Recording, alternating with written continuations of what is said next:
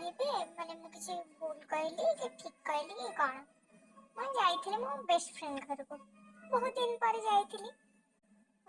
ମତେ କହିଲା ବସ, ମୁଁ କହିଲି ହଁ ବସଛି।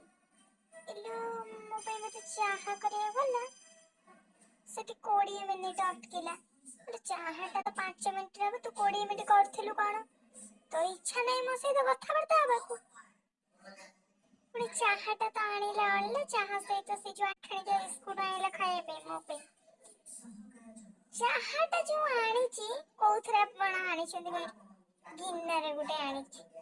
ଆଲେ ତମ ଘରେ କଣ କପ୍ ନଥିଲା ଚା ଦବା ପାଇଁ?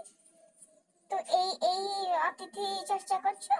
ଏଇଭଳିଆ ସାଙ୍ଗକୁ ତୋର ବେଖାତିର? ଏଇଟା ଗୋଟେ ଅପମାନ ନା ନାଇଁ ମତେ? ତୋର ଯଦି ଦବାର ଇଚ୍ଛା ନଥିଲା କଣ ଗୋଟେ କହିକି ଆଡଜଷ୍ଟ କରିଥାନ୍ତୁ। ମତେ ଏମିତି ଅପମାନ ଦବାର ଥିଲା?